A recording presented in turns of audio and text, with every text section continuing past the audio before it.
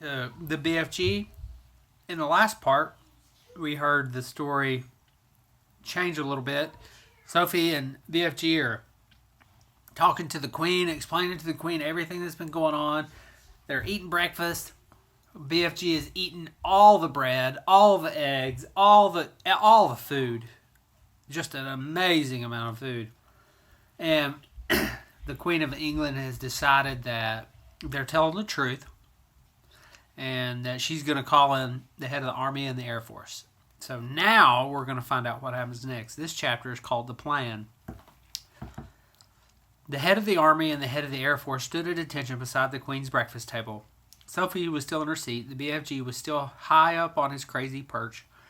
It took the Queen only 5 minutes to explain the situation to the military men. "I knew there was something like this going on, Your Majesty," the head of the army said. "For the last 10 years, we've been getting reports from nearly every country in the world about people disappearing mysteriously in the night.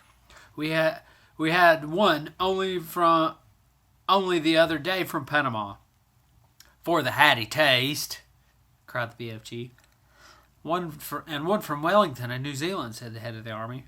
"For the booty flavor," cried a BFG. "What is he talking about?" said the head of the Air Force. "Work it out for yourself," the Queen said. "What time is it?" 10 a.m. In 8 hours, those 9 bloodthirsty brutes will be galloping off to gobble up another couple of dozen unfortunate wretches. They have to be stopped. We must act fast. "We'll bomb the blighters," shouted the head of the Air Force. "We'll mow them down with machine guns," cried the head of the army. "I do not approve of murder," the Queen said. "But they're murderers themselves," cried the head of the army. "That's no reason why we should follow their example," the Queen said. "Two wrongs don't make a right." "And two rights don't make a left," cried the BFG. "We must bring them back alive," the Queen said. "How?" the two military men said together. "They're all 50 feet high. They'd knock us down like ninepins."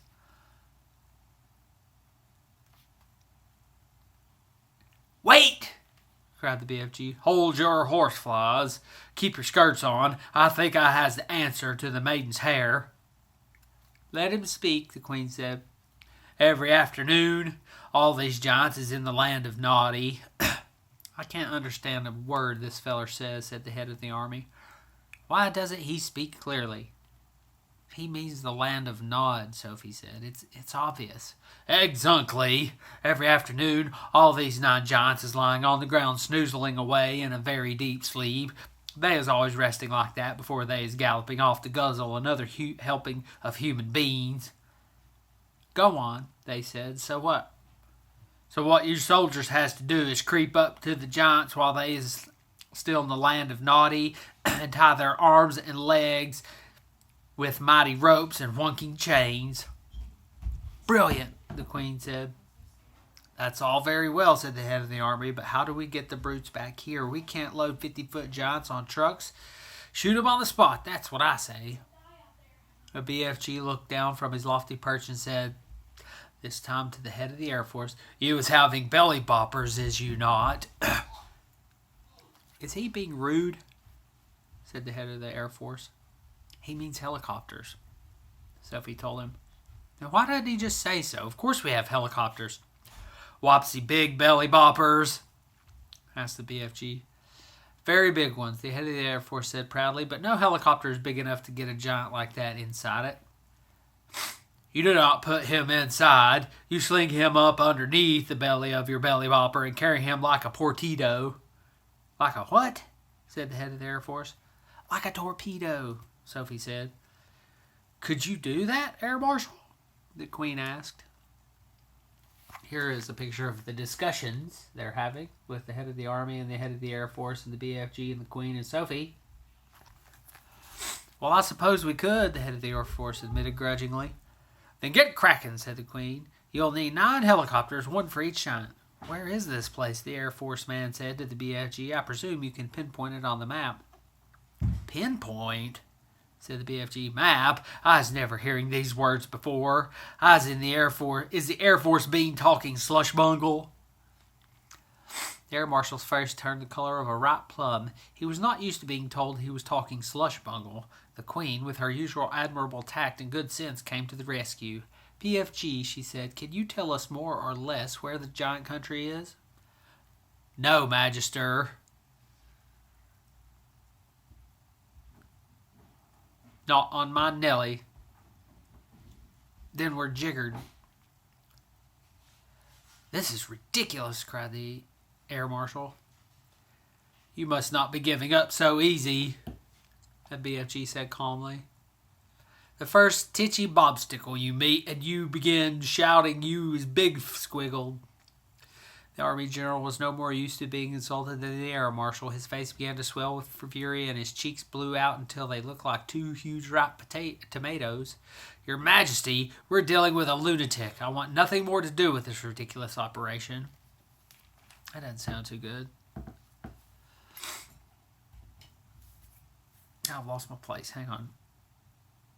The Queen, who was used to the tantrums of her senior office officials, ignored him completely. BFG, would you please tell these rather dim-witted characters exactly what you want to do? A pleasure, Magister, said the BFG. Now listen to me carefully, you two boot bogglers. The military men began to twitch, but they stayed put. I was not having the foggiest idea where a giant country is in the world, but I was always able to gallop there. I was galloping forthwards and backwards from giant country every night to blow my dreams into little chidlers' bedrooms. I was knowing the way very well. So all you is having to do is this. Put your 9 big belly boppers up in the air and let them follow me, and I was galloping along. How long will the journey take? The Queen asked. If we is leaving now, we'll be arriving just as the giants is having their afternoon snozzle. Splendid, said the Queen. Then, turning to the 2 military men, she said, prepare to leave immediately. The head of the army, who was feeling pretty miffed by the whole business, said, that's all very well, Your Majesty, but what are we going to do with the blighters once we've got them back? Don't worry about that, the Queen told him. We'll be ready for them. Hurry up now. Off you go. If it pleases Your Majesty, Sophie said, I should like to ride with the BFG to keep him company. Where will you sit? Asked the Queen. In his ear, Sophie said. Show them, BFG. The BFG got down from his high chair. He picked Sophie up in his fingers. He swiveled his huge right ear until it was parallel with the ground. Then he placed Sophie gently inside it. The heads of the Army and the Air Force stood there, goggling. The Queen smiled. You really are a rather wonderful giant, she said. Magister, I was wishing to ask a very special thing from you. What is it? The Queen said. Could I please bring back here in the belly boppers all my collections of dreams? They's taking me years and years to collect, and I was not wanting to lose them. Why, of course, the Queen said. I wish you a safe journey. Here's a picture of the helicopters, belly boppers, as the BFG calls them. The BFG made thousands of journeys to and from giant country over the years, but he had never in his life made one quite like this, with 9 huge helicopters roaring along just over his head.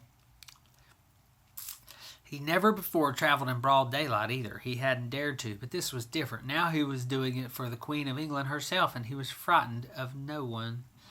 As he galloped across the British Isles, with the helicopters thundering above him, people stood and gaped and wondered what on earth was going on. They'd never seen the likes of it before, and they never would again.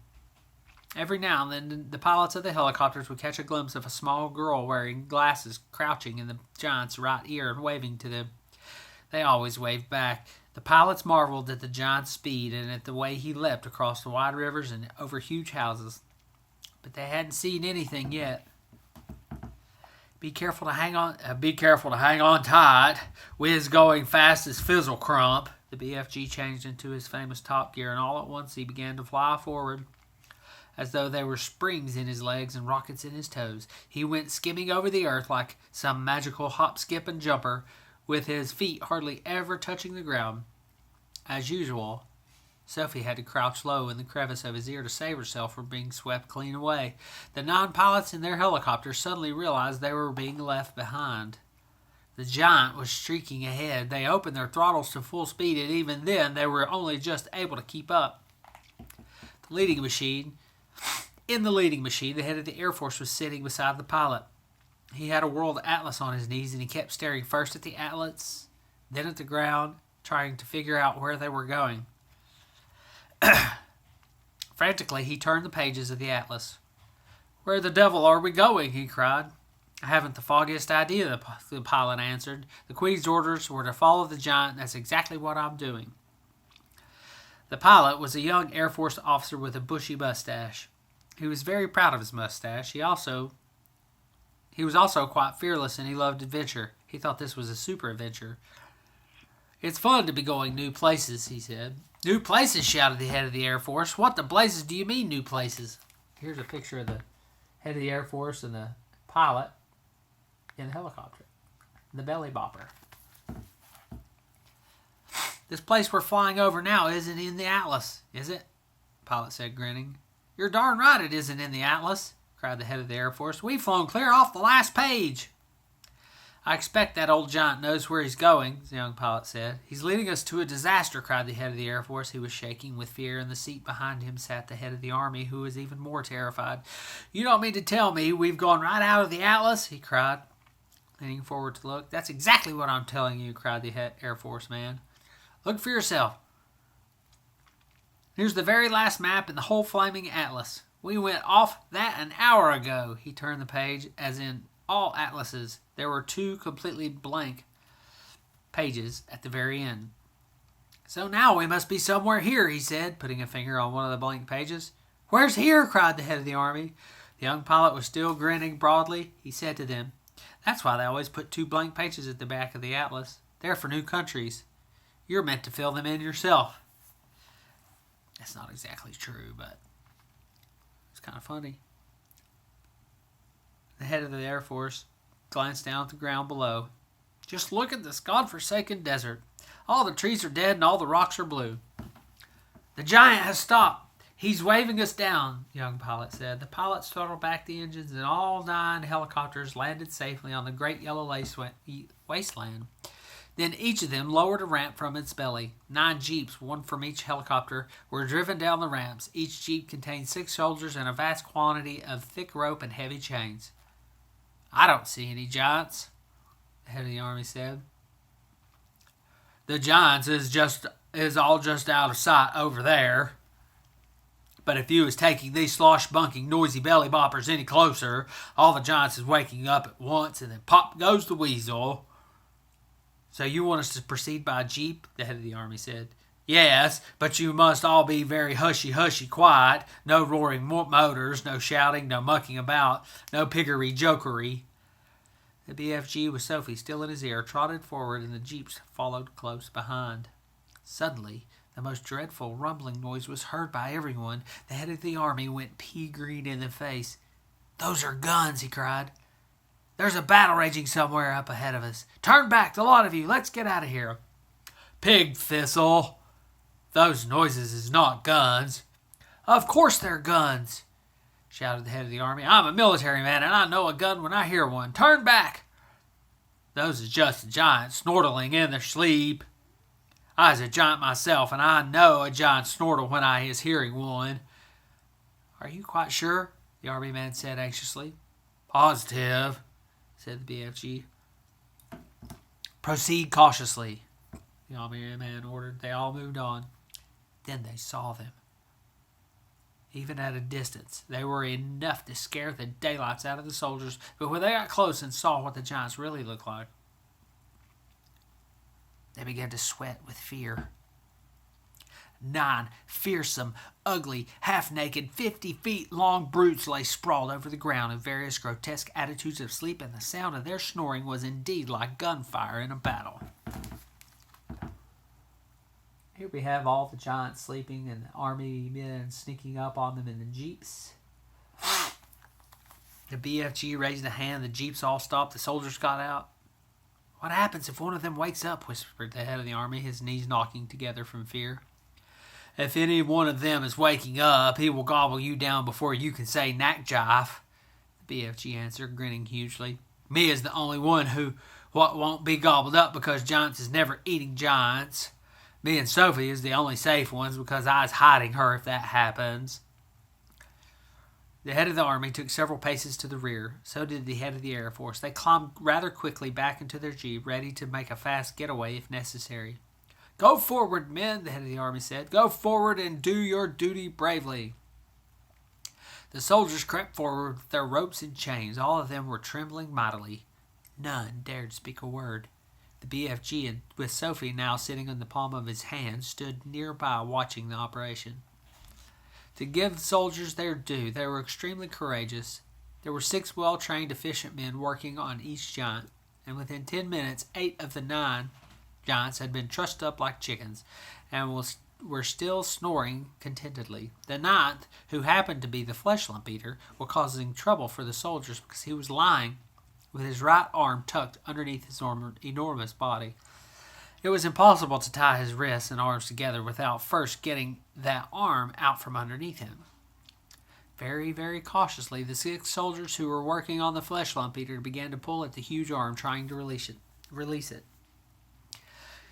The flesh lump eater opened his teeny, piggy black eyes. "Which of you foul pesters is wiggling my arms?" he bellowed. "Is that you, you rotsome man-hugger?" Suddenly he saw the soldiers in a flash. He was sitting up. He looked around him. He saw more soldiers with a roar. He leapt to his feet. The soldiers, petrified with fear, froze where they were. They had no weapons with them. The head of the army put his jeep in reverse. "Human beings!" the flesh lump eater yelled. "What is all you flesh-bunking, rotten, half-baked beans doing in our country?" He made a grab at a soldier and swept him up with his hand. "I is having early suppers today," he shouted, holding the poor squirming soldier at arm's length and roaring with laughter. Sophie, standing on the palm of the BFG's hand, was watching, horror-struck. "Do something," she cried. "Quick, before he eats him." Your picture of the flesh lump eater with the soldier in his hand, the BFG coming to help. "Put that human being down," the BFG shouted. The flesh lump eater turned and stared at the BFG. "What is you doing here with all these scrawny twiglets? You is making me very suspicious." BFG made a rush at the flesh lump eater, but the colossal 54-foot-high giant simply knocked him over with a flick of his free arm. At the same time, Sophie fell off the BFG's palm to the ground. Her mind was racing. She must do something. She must. She remembered the sapphire brooch the queen had pinned on her chest. Quickly, she undid it. "I's guzzling you nice and slow," the flesh lump eater was saying to the soldier in his hand. "Then I's guzzling 10 or 20 more of you midgy little maggots down there. You is not getting away from me because I's galloping 50 times faster than you." Sophie ran up behind the flesh lump eater. She was holding the brooch between her fingers.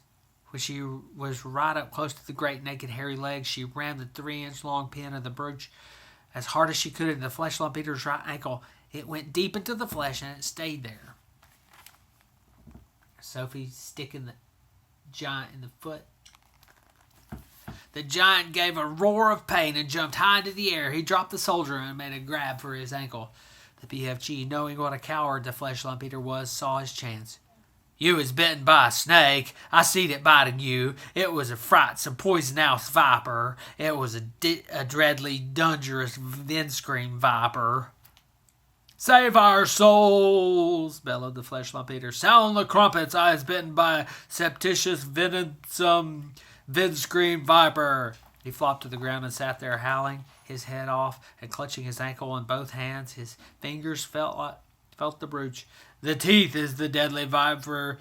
It's still sticking into me," he yelled. "I is feeling the teeth sticking into my anklet." The BFG saw his second chance.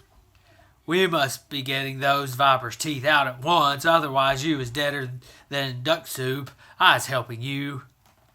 The BFG knelt down beside the flesh lump eater. "You must grab your anklet very tight with both hands. That will stop the poisonous juices from the venomous viper going up your leg and into your heart."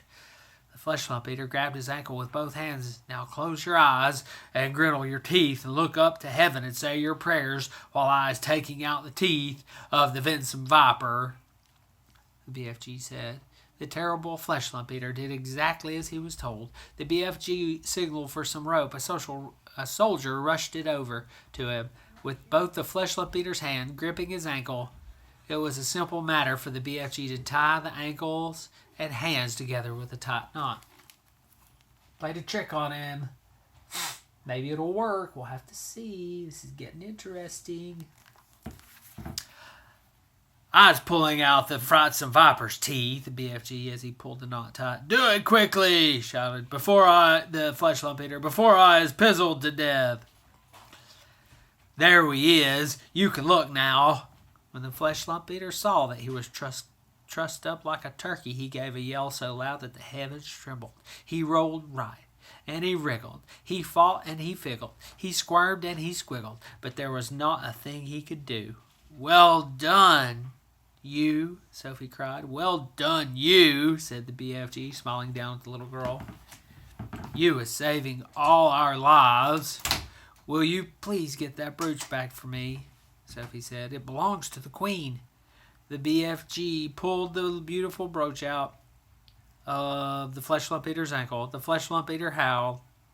The BFG wiped the pin and handed it back to Sophie. Curiously, not one of the other 8 snoring giants had woken up during this schmozzle. "When you was only sleeping 1 or 2 hours a day, you was sleeping extra doubly deep," the BFG explained.